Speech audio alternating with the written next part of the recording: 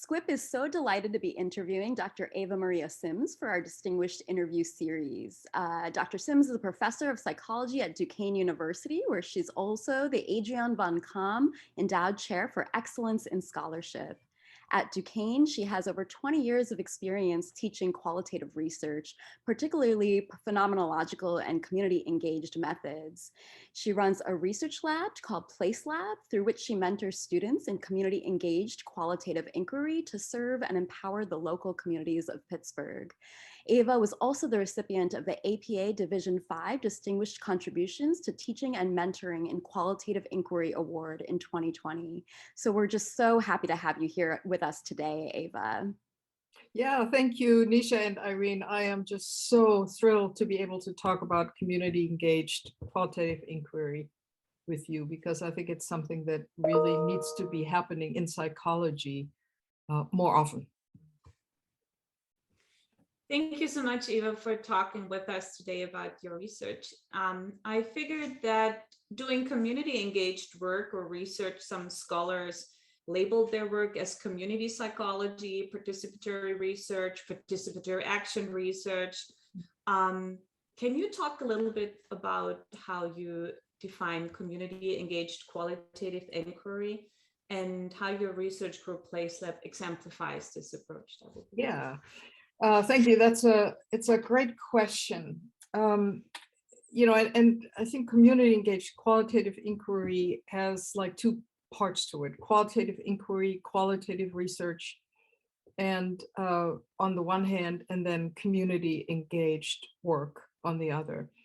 And in my department at Duquesne, when I came to the department now a long time ago, it's always had a focus, and it was pioneering qualitative research in psychology for a long time. But from the beginning, there were people in my department who also thought that research is not merely, even qualitative research, it's not merely taking the data out of our participants, but giving something back to our participants.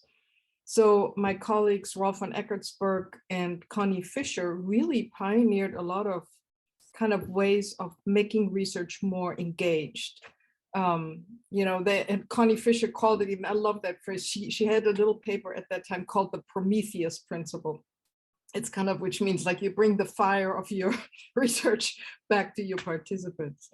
So that was always an inspiration to me, that qualitative inquiry, because we deal so intensely with people, that we owe them something. You know, we owe our participants something, because we generate knowledge that is inserted and comes out of their lives. It's their wisdom, their lives that they're giving us, their experience. And so how do we give that back? So in the beginning, it was pretty much just, okay, you know, I did interview work and then try to them parts of the products that we kind of came up with, you know, a summary of the interviews, a paper that came out of it, access to any of the dissertations or things like that. So that was kind of the beginning. And, you know, I don't know if you're interested, but I did a little project that for me really kind of shifted everything for me. And Irene, like you, I'm a developmental psychologist, you know, or a child psychologist. I'm not a therapist, but I'm really interested in the lives of children. And so I had done a number of really smaller kind of studies that were never published in local neighborhoods, because I wanted to know, where do children play? Yeah, because that's part of, you know, knowing what's happening in children's lives. So I did this in a number of neighborhoods in Pittsburgh with old people. And then there was an opportunity to do it in the Hill District, which is a predominantly African-American inner city neighborhood. And, you know, I had no idea, you know, I just thought, maybe it's a cohesive neighborhood, maybe I can get a good picture. And it was amazing, you know, because immediately it became apparent that I was a stranger there. You know, I couldn't just kind of waltz in and just collect data. I had to build relationships with people there. I had to make an attempt to understand the sociology and history of that community. And that I really had to prepare my students for dealing with participants who were not white, who were African American. And so at that time, to me, that was all like, I discovered all that. This was like in the early 2000s. I discovered kind of all that, just kind of blundering into it.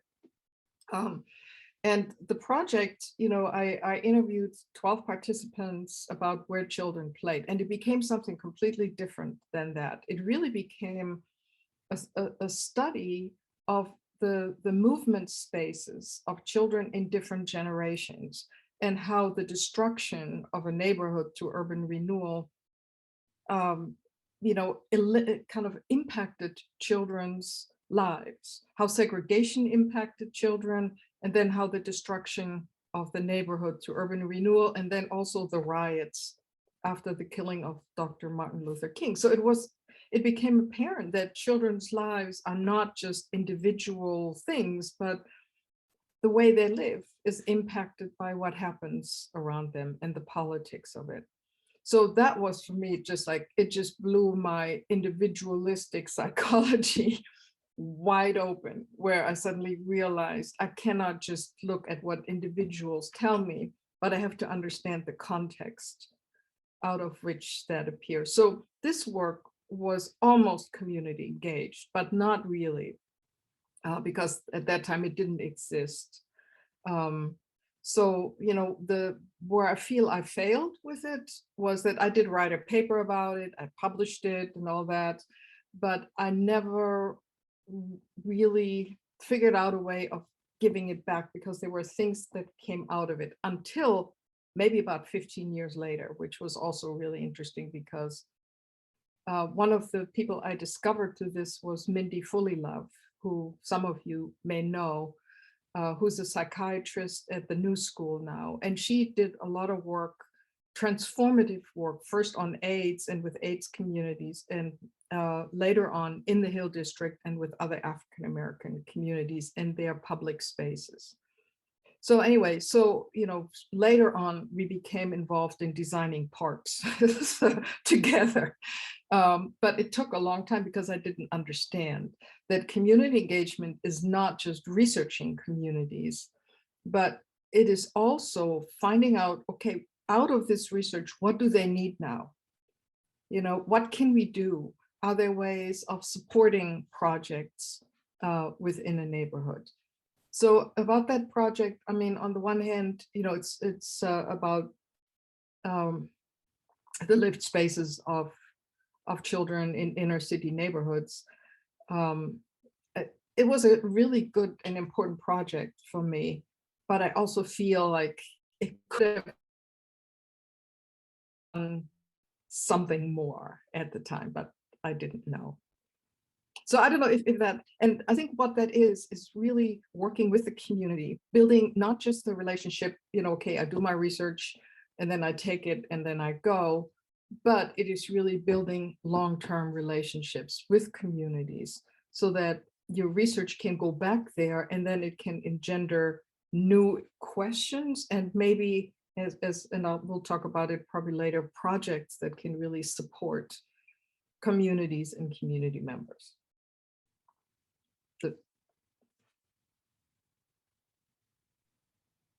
Yeah, I'll follow up with that. I think that what I hear you also just saying is that there's just such a deep ethical responsibility that has just really, it was always there. There was an understanding with your colleagues that, but it's just grown, particularly as you enter communities that you're not a part of, and you kind of realize what it means to be doing research in communities that are not your own. Is that kind of that ethics is at play here?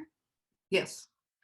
Yeah, I mean, I think very, very strongly. And I think it's a matter also how you come into the community. And that is something that I learned over time.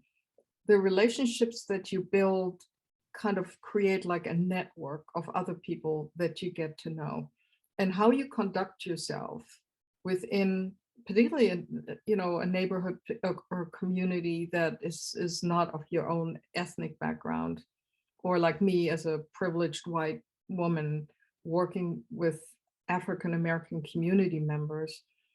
I mean, you know, I think what is really important is to, for me, is to understand myself as a guest and as a friend, and that I cannot push things, I can offer things, and that a lot of the knowledge that is there is what makes these projects good. And so, you know, I mean, it was a real learning curve. How do I do that? And how do I conduct myself? Yeah. So yeah, it's very much an ethical issue. And I think in qualitative research, we understand that because we're dealing with individuals, with people, and their lives. Maybe some of your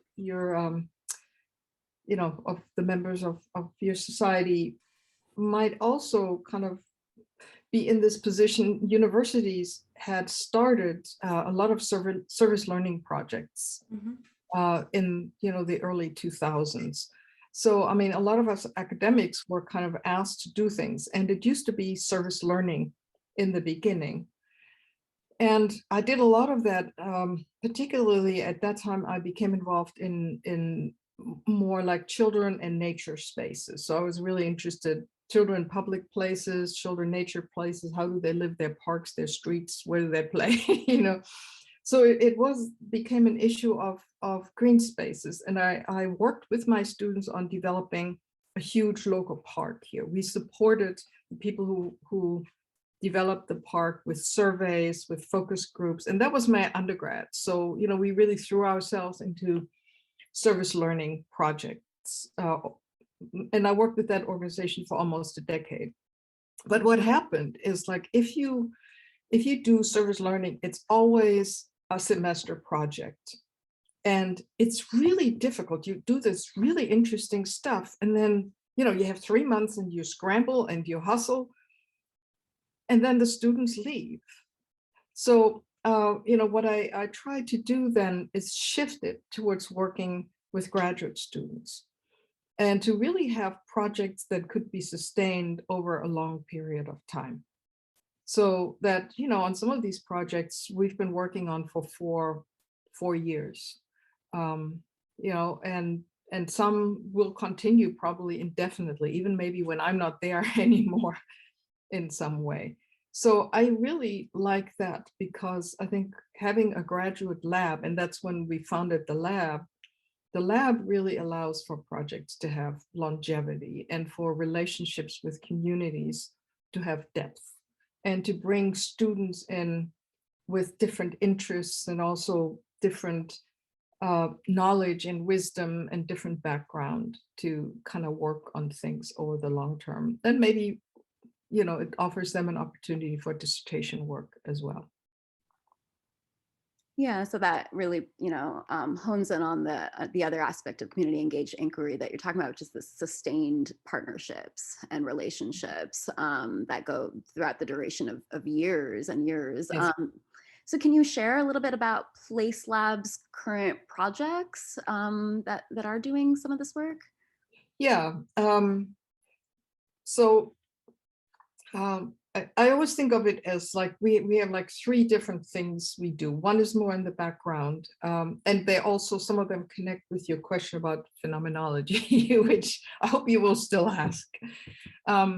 So one of the project that has been kind of longstanding is, from the beginning, Place Lab we've been interested in children's way of engaging nature spaces. And we developed a kind of like a method. It's a phenomenological method for helping organizations that work with children's playgrounds in schools or preschools to develop their play spaces, which we call actually now restorative play spaces, that are really responsive to how children experience these places. So we've used a lot of child-centered methods, but also we've worked with parents and we've worked with the staff. So in different contexts, you know, we work with different constituents. So that I love that kind of work. And to see kind of like the transformation of spaces where they become really lifting up and kind of enhancing things that children do and like. So that's kind of one project. And we've done two of those, one in Pittsburgh at a school and one on Prince Edward Island at a daycare center. So that's one thing. The other one is, I've been involved in another African-American community in Pittsburgh for also about 7-8 years. And in that neighborhood, we did a photo voice project with youth. And at the first day of our project, there was an act of violence. Somebody was actually murdered right up front. Or there was a shooting and he was killed by the police. And so it was just pretty devastating. And out of that and some other incidents in the neighborhood, my community partner asked me if we could investigate violence in the neighborhood and the history of it and what it looks like and what the dynamics were. And that really changed my life once again. So from doing eco-psychology work, I suddenly found myself interviewing ex-gang members with my students. And it was really, again, a learning curve for me because, here I'm just kind of a white woman, in my protected neighborhood. And, I encountered these amazing, amazing, amazing people who have had so much trauma in their lives and were willing to share their life stories with me. So, so out of that came work on understanding what violence is, how violence, particularly in public places, intersects with people's lives.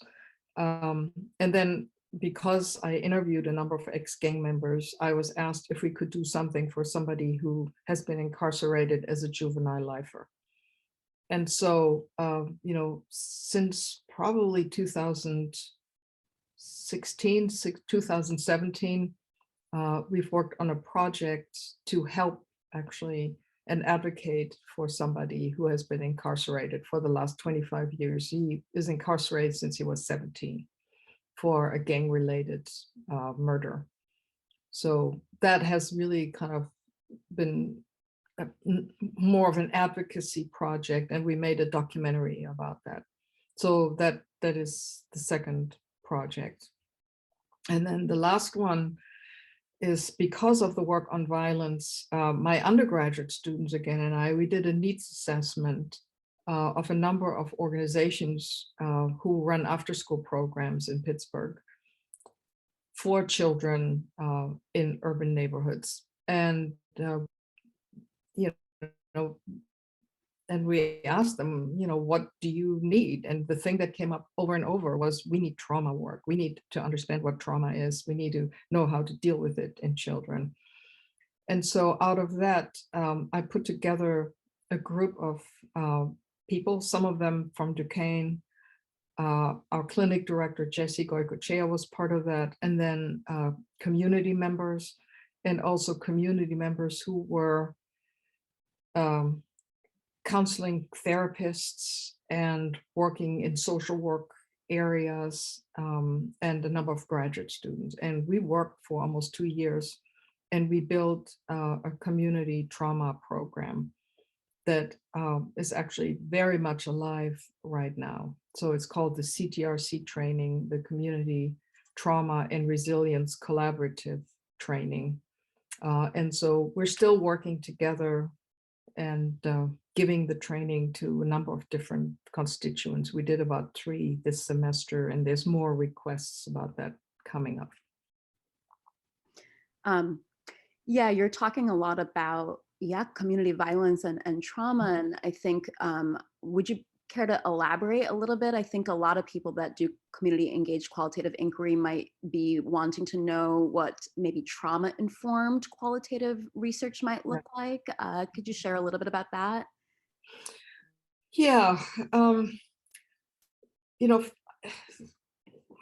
let me kind of think about that for just a second, because I mean, on some level, the question of being aware of trauma and how people have been traumatized, I think it comes up in qualitative interviews.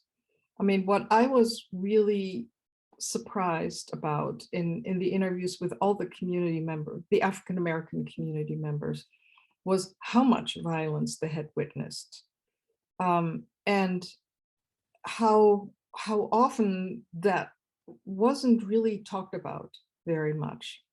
So, you know, just to be aware that a lot of the narratives that people tell you, they are very sensitive and very tender. And there were many moments in the interviews themselves where, because they had never talked about this stuff to anybody, it was really overwhelming for some people. So in the interview itself, I think it's very important to be aware. And we have it in our RB, but it's a different thing. And then to stay with it, you know, if they want to. So, I mean, that is kind of part of it. But for me, what it has meant is more, how do we leverage our knowledge as psychologists about trauma? How do we leverage the science of psychology?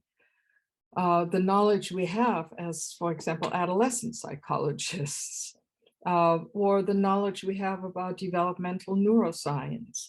How do we leverage that to help communities, to bring that knowledge back to communities?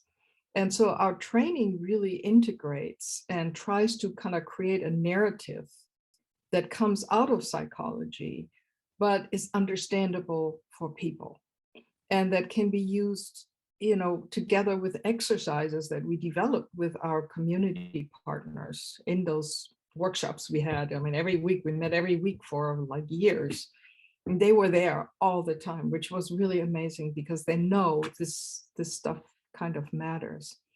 So, you know, so the trauma-informed work is, I think, the translation of what we know in psychology. And we usually apply it, like all the trauma work has been on individuals, like, you know, the ACEs training and things like that, you know, or ARC training is often because psychologists deal with individuals, but we deal with communities. And, you know, you begin to see that there is persistent trauma. When somebody tells you, you know, over the last 10 years, I have been to 164 funerals of young men that I have worked with. I mean, your jaw drops. You know? So, I mean, the trauma is not individual, but it's communal. And, you know, that needs to be held. So I don't know if that answers what you were asking. Yeah, it definitely does. Yeah. Irene, anything coming up for you? I will just continue with the next question, if I may.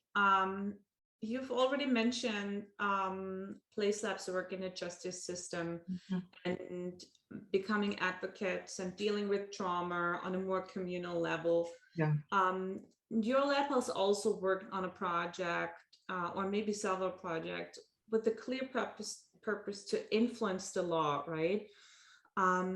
Can you tell us a little bit more on what this work taught you about the role of qualitative researchers and psychologists in the criminal justice systems? Since usually we're like more on the individual centered side, or not having to do a lot with policy making and those things. Yeah. Well, I mean, maybe I have to describe to you actually what we did, because again, that was a learning curve, figuring out what works. Because I mean, how do you support somebody who's a juvenile lifer without parole? And by the way, and that is unconstitutional since 2012. And, you know, so I felt a very strong, like an ethical call, and I discussed it with my students, and we decided to do that in the end. And we didn't know what we would be doing. We just felt it was an ethical call, you know. And so what we settled on was we were going to make a mitigation video, because I had to say, okay, what do we already have? And what we had was qualitative research. We had done the interviews with people from the neighborhood about the history of violence in Belzhoover. And so we had a lot of material. I mean, we had like, you know, I don't know, probably 20, 30 hours of interviews with different people. And particularly the interviews with the people who had been fellow gang members at that time of Keith. So they knew his life, and they had talked, and they talked about what it was like to be a young person, a young man at that time when the crack epidemic hit and when the steel mills closed and the families fell apart, and this middle class, wonderful, functioning community, Black community, just suddenly was, the bottom dropped out. And so, we decided that we would use that what we would do is we would create a documentary to show the circumstances of adolescent lives. And the documentary, on the one hand, uses the research that the Supreme Court cited for, from developmental neuroscience. And they cited that was instrumental in changing the law in the United States that juvenile life without parole is unconstitutional. The Supreme Court used psychology, the data from developmental and developmental neuroscience to change the law. So Keith, who we're working for and with, he had a hearing coming up. So we decided to make a mitigation video that shows the context. So we used the neuroscience, we used my in-depth research on what it was like for adolescents and children to grow up in the neighborhood during that time. And we used Keith's story. So I did the same interview that I had done with the other people with him in writing, because we couldn't go in. We visited him, but we were not allowed to record or anything. So he answered these questions in writing. So it was the integration and our foundation was really the qualitative research. And then we use that to kind of create a documentary that shows the complexity of children's lives and also what the courts had already said. So I don't know if that answers your question. Can you share more about what happened with that? That's kind of incredible. So you made a documentary film that showed the psychological and sociocultural context. What happened? Well, and we worked very closely with his lawyer. For like 4 years. We met with him a couple of times a year. He and I were in touch whenever there were new rulings that came out about juvenile lifers.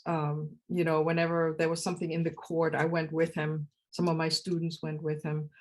So, we worked with him really closely. And then when the hearing came, so Keith his sentence had to be he had to be resentenced, which was mandatory from the Supreme Court. And the district attorney vehemently refused to allow our film because she said that she could not interview us as experts on the stand. So because I interviewed a couple of other people who were experts, in neuroscience, Dr. Beatrice Luna, she's really a very well-known adolescent developmental neuroscientist, and Dr. Shook, who's a social worker lawyer who works with juvenile offenders and, juvenile incarceration. So they were just wonderful, but so they didn't allow us to use the video, but we had worked with the lawyer so closely that, all the points we hit in our documentary, he found people who could speak to those things. And some of them we had made contact with along the way. So it was almost like, the hearing itself, when we all were there, it was rolling off our film without showing the film in some way. So the plot of the film was, and we had worked on that for years. So, that was kind of, at first it was really disappointing, but what has happened, which, you never know when you make something like that together. And our filmmaker was from the neighborhood, Christian Nolan, International Productions. Again, he was, every week he was sitting there with us in our lab meeting. He's a member of my lab now. He's there all the time. He talks to my classes if I ask him to. So, it's been amazing.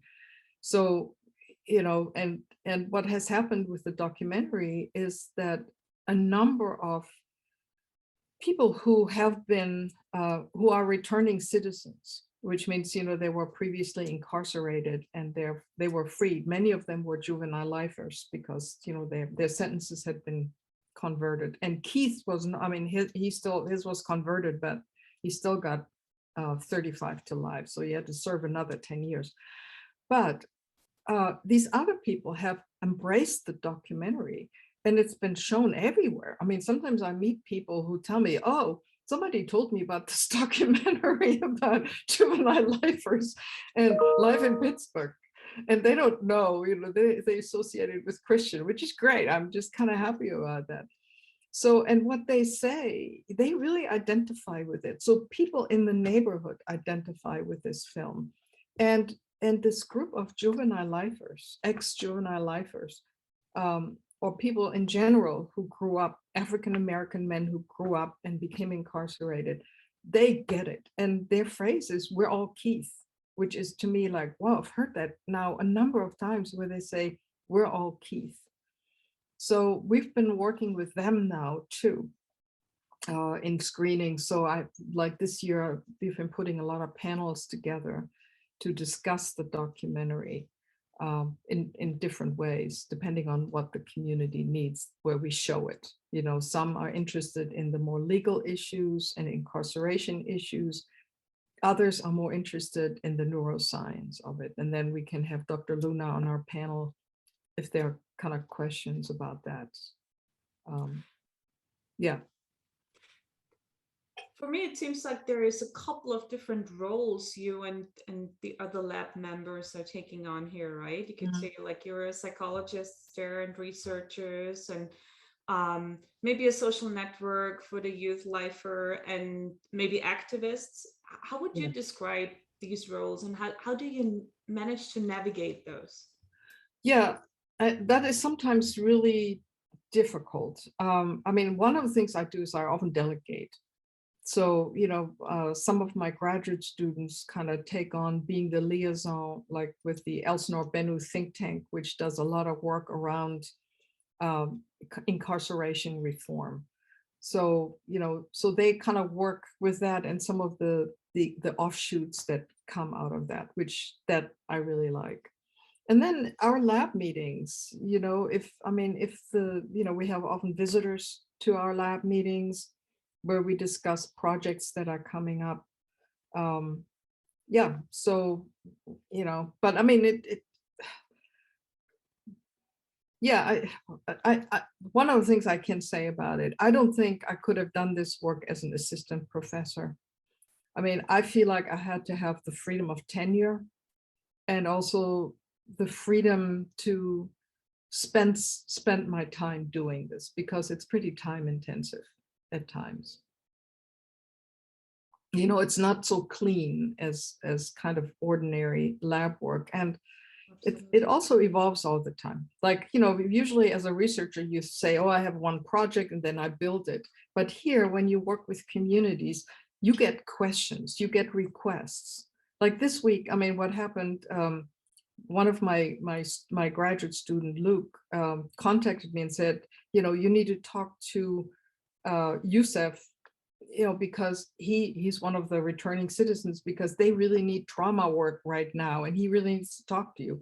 So I talked to Youssef, and there's another project that's born out of that can be plugged into the trauma work that Jesse has taken over now. So a lot of it has to do, my colleague, and you know, who's the director of our clinic.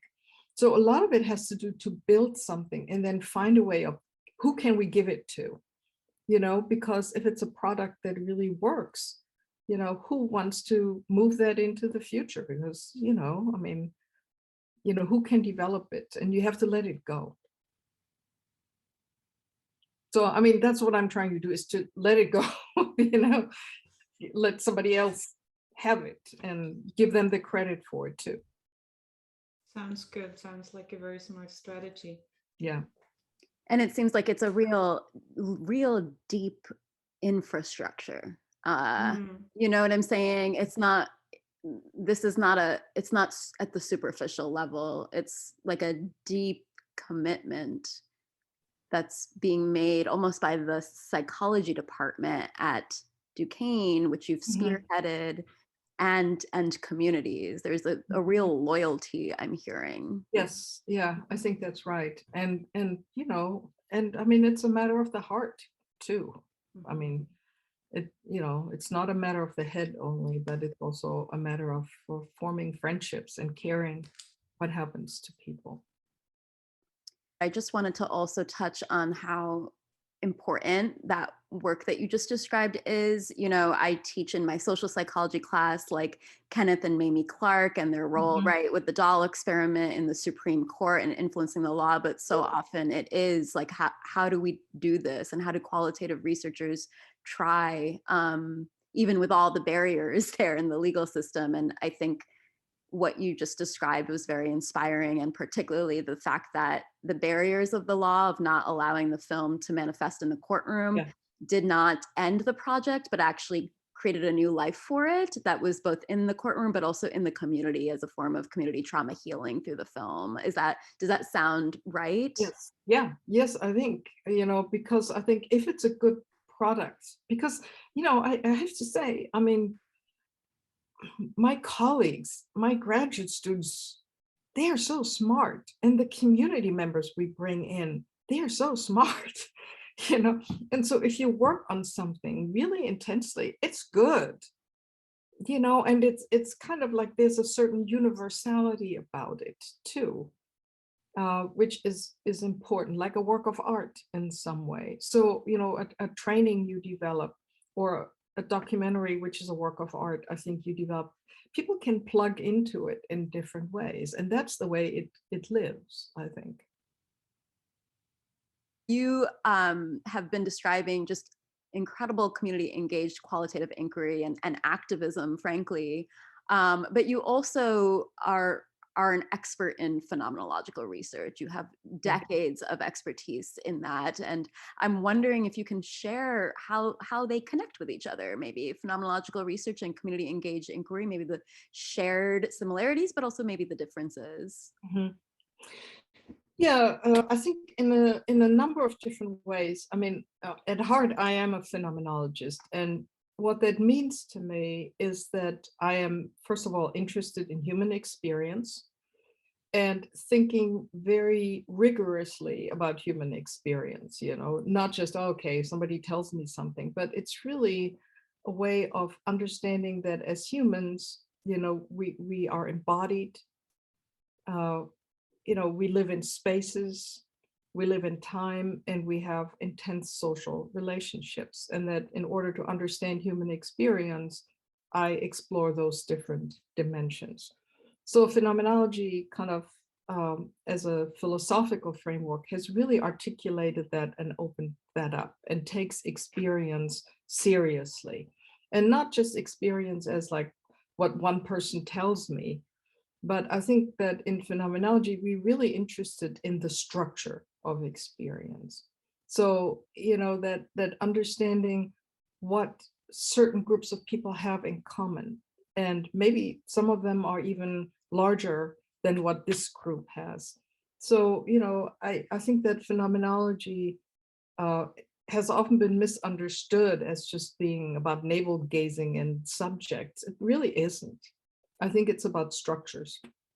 So understanding large, and when you do an interview, let's say you do 10 or 20 interviews on a certain topic, well, you have individual accounts, but you have more than that. You have like a choral voice in some way that's larger than what an individual kind of provides. And I think that is the structural element. And if we can pull that out, I think we can make a difference. So to me, that's kind of like also the bridge that phenomenology allows me to look at communities, and at issues that are bigger than individuals, and yet that the individuals live and suffer, in a way. So it's also, I mean, I also consider myself a philosopher, because I've done a lot of philosophy, particularly Merleau-Ponty. I'm interested in embodiment, and also in place justice, in the kind of the spatial turn. I'm really interested in that, understanding what place is, how place works, how place is tied into justice. So, the kind of like I think that as psychologists, we're intellectuals too, and I think we're allowed to have ideas and to think and to interact with philosophers. And I've always really enjoyed that. And I think, and I recognized early on that, particularly if you work with feminist philosophers, they really are interested in a lot of the data that we have, like in child development, or some people are interested like in animal ethology, for example, if they're in ecology. So as psychologists, we also as qualitative researchers, we generate data. But we can also think about our data. What do they mean? How do they fit into a philosophical tradition? So, and how can we deepen our data through philosophical insights? And I've always loved that relationship. So that's another reason why I am a phenomenologist, because it allows me to really think, through the kind of work that I do. And I've seen it be transformative. And this was, I mentioned Mindy Foley Love earlier.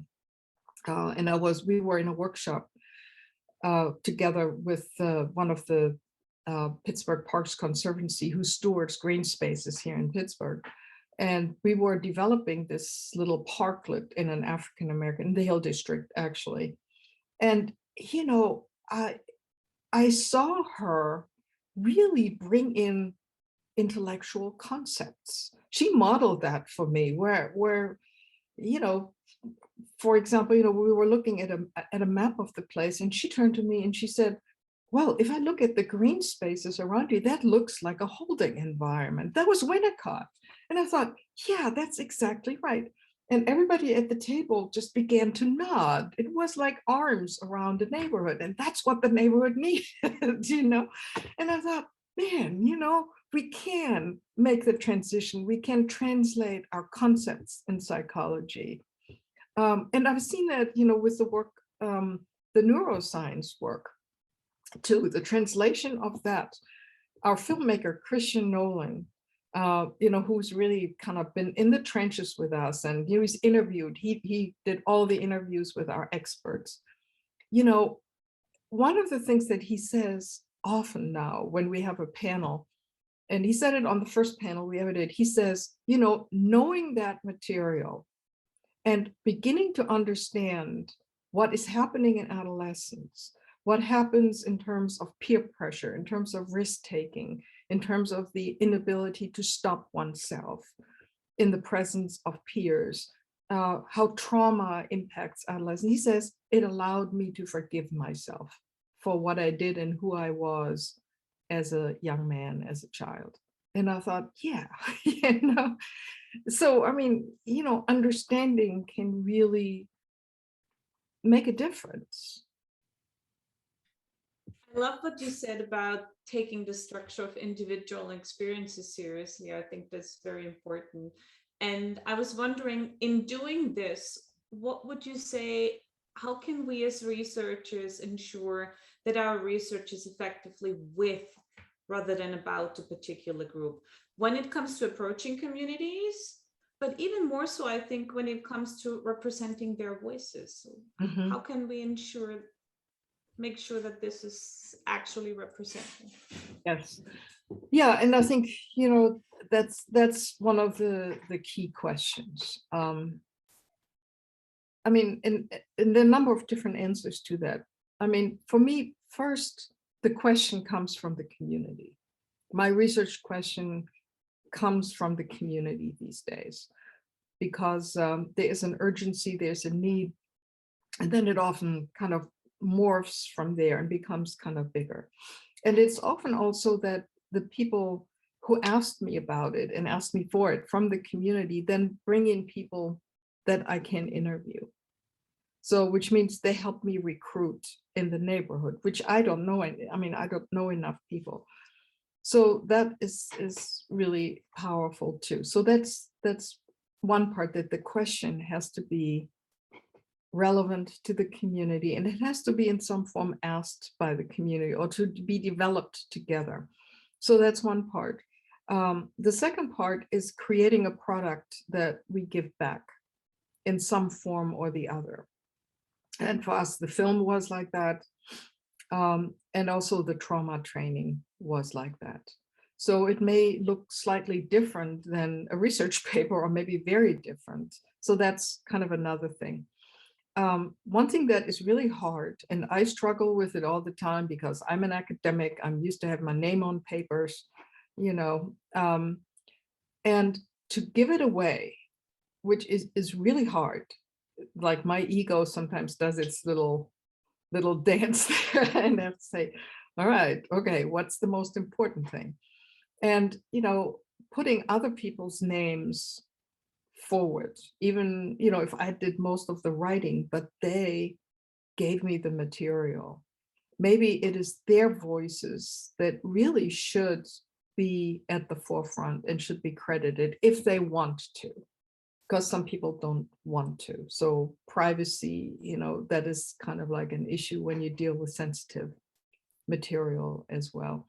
And I think, Nisha, you have kind of experimented with that too, maybe other forms than publications. Maybe, you know, you archive some of the interviews in an edited form, you write them up as narratives and put them on a website. So rather than put them in a book that ends up with some publisher in some library where nobody in the community ever sees it. So that's another aspect, you know, what is it that we can give back? And some of the things we give back have to do with the power of the university. I think one of the things that, and again, there's a number of different ways, opening up our spaces to our African-American friends so that they come to our lab meetings, that they come and talk to my classes in the classroom, that they feel the university is not just this weird place that we're afraid to enter, but it belongs to us too. That, I think, is kind of another really important element. I really like these ideas, like thinking beyond our usual academic papers and conference talks, right? So that's Yes. at the format that is way more accessible to more people. And I hear again, like those long-term relationships and networks that are important, even like Yes. beyond the particular projects you're working on. Yeah, I can also say, you know, some of the most fun, and Nisha was there actually too. One of the most fun I've ever had at conferences was when I took our community collaborators along. I mean, we together gave conference presentations, and that was, we had so much fun. I mean, just kind of doing that and knowing each other on that level. And they were really impressive too. So. Yeah, you know, I'm thinking as a phenomenological researcher, as I'm hearing you talk too, you know, a lot of what I'm just hearing that's emanating from your voice is like, what does it really mean to be in community? Yeah. And not just that you're doing community engaged research, but you're becoming a part. There's a community forming in the relationships, and that seems very enlivening as an aspect of this work. Yes, yeah, it is. And you meet such fantastic people. I mean, to me, you know, people that usually never enter academic life. You know, I mean, I met somebody who's a real expert and a trainer in restorative justice practices. And we had great conversations about that, because that intersects with some of this work on healing communities and healing communities for children. So, you know, part of it is yeah, to become part of it, and also to be aware, what are my limitations? What can I do? What can I not do? I mean, we've always struggled because I'm not a social worker. So I'm not a therapist even. So what can I do as a researcher? And as, yeah, pretty much what can I do as a researcher? And very often, you know, I get asked, like, because there's a lot of trauma in some of the groups in the neighborhood that I work with. Oh, and they all want to talk to me. It's kind of like, but I can tell I'm not a therapist and I'm really not good at that. I mean, a good interviewer, yeah. But then I can have my students find resources, or I know people who could do this kind of work. So I can make the connections. I'm good at that, but they trust me. And, my connections are better good in a way. I have to take that kind of seriously too. And sometimes just be a sounding board, just to be, when somebody calls me from an organization and says, well, there has been one of our participants committed suicide by police and we're all just really devastated. First, you have to just listen and see. And then I call the other one and say, how are you doing? And then we think together, okay, what does your organization need right now? And do I know somebody who can do that?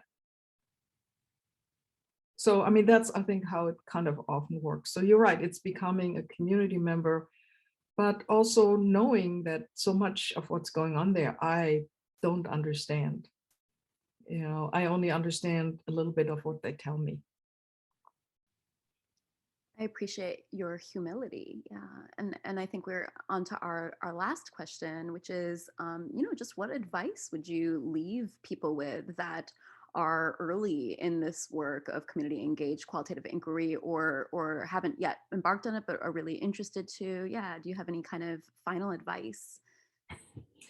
Yeah, I think first, I think you have to begin with something that you're interested in. I mean, for me, it was always children, and children where they go in the public life of their communities, where they play, and what happens to them.